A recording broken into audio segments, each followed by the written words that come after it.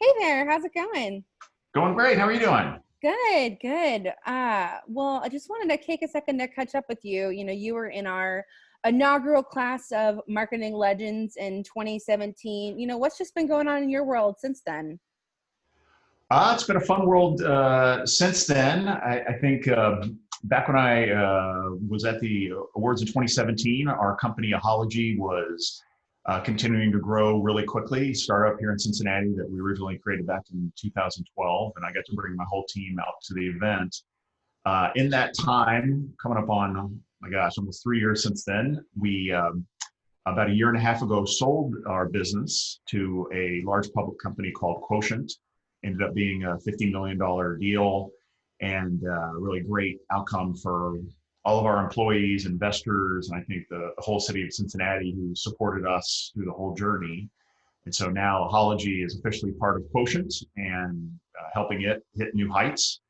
However, I've also discovered in that time that I'm a hopeless entrepreneur and need to get back to building companies again. So I left a couple of months ago and am now at my home, kind of brainstorming and working on the next company. So we'll see where that goes, but it's a fun to just kind of get back to the start of something again after building a great business and really lots of opportunity out there. Yeah, no, definitely. What has that transition been like for you? Like how are you like seeking inspiration right now and learning as you're kind of back in the early building, early brainstorming phase? Yeah, I mean, a lot of it is, for me, it's a combination, I think, of deep thinking. A lot of it is looking back on my career and what are the things I've learned, what's the direction, what are areas where I put in 10,000 hours that I can help other individuals or organizations benefit from that journey, and maybe use some technology to scale any good decisions I've made or bad decisions to avoid. And then also, it's a lot of reading, to be honest. I mean, I've a couple months ago decided to just turn off a lot of social media and reading the news, and just gotten into books. I'm kind of in a pace now where I'm reading almost one or two books every week, and some of it Wow. is philosophy, psychology. Probably my most recent book, and a lot of the things that we talk about, we should all read, or people know the concepts, but kind of digging in. And recent example is the book Black Swan, which is extremely written about 10 years ago, but extremely interesting right now because we are all living through a black swan event. And it's kind of helpful to kind of read that and see that while you can't predict major changes for the good or for the bad, it's creating a mindset to help deal with it and, kind of find the opportunities that are there. Yeah, if you think about all those, I know it sounds like you've been reading a lot, which is awesome. What are a couple books that, like, especially now having read them, you would really highly recommend for people who are learning and growing from a marketing perspective? Yeah, I think the one I would recommend, if you even take a step back and say what to me is marketing. To Yeah. me, marketing really is mainly about psychology and social science and understanding how is it that people think and operate and are motivated. And I've always felt like the my job as a marketer is to understand how people work and then try to create something that fits with their mindset and helps improve their lives. And so, anything that helps understand people, and marketing books can be useful, but again, I think it's more of that, like, overall, how does the brain work? Hmm. Um, one of my favorite books that I've reread about 10 times or re-listened to, you can tell when you got a really good book that you not only reread it, but you also get the audible version. So Yeah. it reinstills it. But there's a book it's just called Human Nature. And it's written by, I'm forgetting the author's name, but he's written a couple things like the 33 Strategies of War and the 48 Laws of Power. And you might think it's a very, kind of tough book, but he captures many writers over hundreds of years to kind of distill what are the key lessons about how we all behave, and ways to kind of channel that for positive uses, both for ourselves, as also how we work with and meet the needs of other people. Yeah, I'll have to add that to my, that sounds super. I didn't major in marketing. I was a psychology major myself. So that's right back to my roots. That sounds really good. So, I mean, I think right now, I mean, you kind of hit on it earlier. We're kind of in the middle of like a black swan event, and we really feel like right now resilience and agility are just super, super important across all industries. But actually, in somewhat celebration of that, we've launched a new award category called the Best Marketing Pivot. So I'm just interested to hear from you, what have been some of the more interesting pivots that you've observed from different brands and companies? And also, what have you learned from pivots in your own career and own companies that you've worked within that you think would be helpful for others as they're making their own pivots right now? Yeah, I think the key is just knowing, kind of the first key of I think any venture, and whether you're launching a new product at a large company or trying to do a startup or somewhere in between, I think it's just realizing that pivots will happen, and embrace it. Like kind of look for it, anticipate it, embrace it. What are those? What are the I think it kind of comes into, again, that human nature is sometimes we just get the blinders on and want to believe, and we kind of market to ourselves of like, this is the way to go, and we've got the one direction. But one of those historical lessons was no plan survives first contact with the enemy or the consumer or the investor or whoever it is that you're trying to convince to go with what you're doing. And just knowing going in that, hey, we've got a plan, but it's probably not going to work. Mm-hmm. And we have it, thinking of the plan as more like a hypothesis, and genuinely going into whatever that is and saying, what can I do to prove or disprove this hypothesis?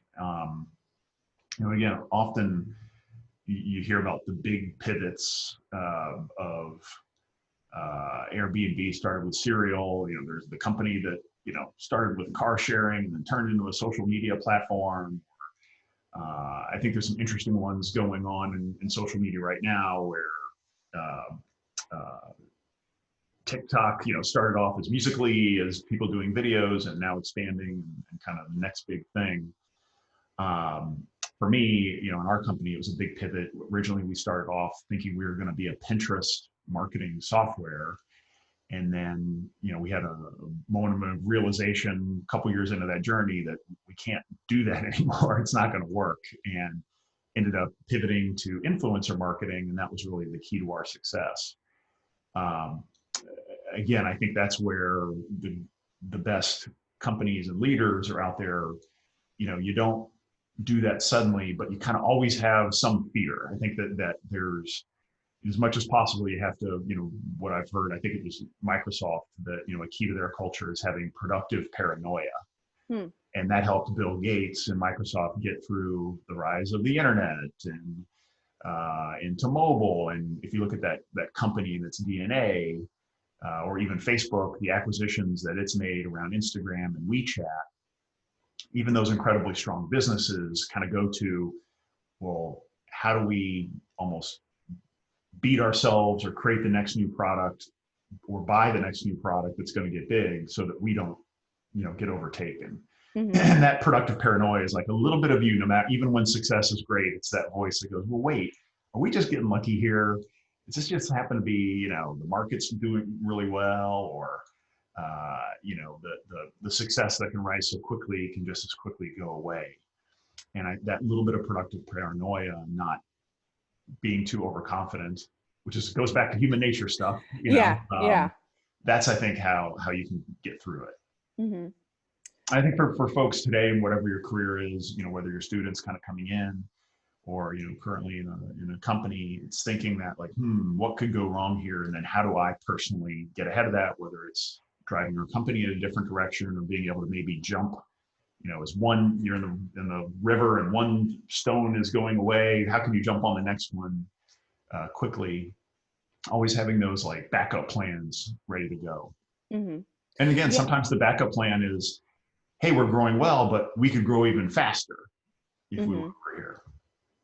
Yeah, kind of on that note, in terms of, as people right now are at different stages of their career, I myself have had a lot of empathy for, graduates who right now are kind of entering the world. And a lot of them thought they were going to be, going into events. And all of a sudden that career path is completely paused for a while.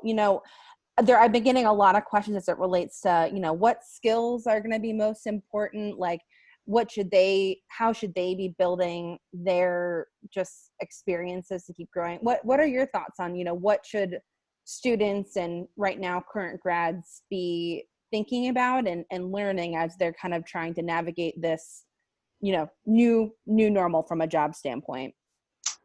Yeah, I think especially for students, I think it's important to recognize that you're a raw material, and it's, yeah, you've taken classes, but again, the real world is different than any plan or any class or textbook, and we're remaking it, in real time. So, kind of telling yourself like, okay, I'm this clay that's ready to get shaped, and wherever company, whatever opportunity you jump to, do whatever is needed.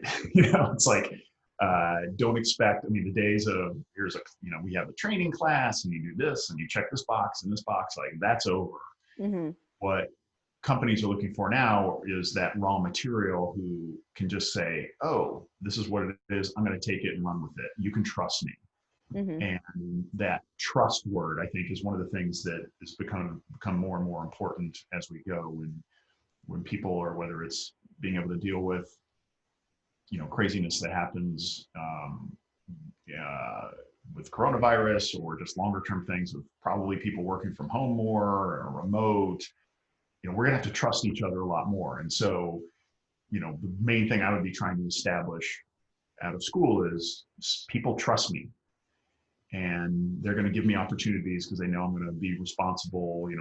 You're building your reputation. Like, that's really what you need to do. It's skills, it's learning things, but it's like, what's my reputation? What am I going to be? How do I get people to trust me? And that's really ends up being a career of success, because people will take you along, people will give you new opportunities. Um, you know, just that's kind of the earlier you establish trust and that positive reputation, the farther your career is going to go, especially during times of change. And back to those black swans, one of the lessons of the book is, in today's economy, there's more and more black swans. That's a way of massive change is going to continue to happen at an escalating rate. So the class that you had 2 years ago, it's meaningless. It's now about, what are you learning now? Mm-hmm. Awesome. Well, thank you so much for taking time. I really appreciate it, and glad you and your family are staying healthy and safe. So You too. very Enjoyed it. appreciate it. Thank you.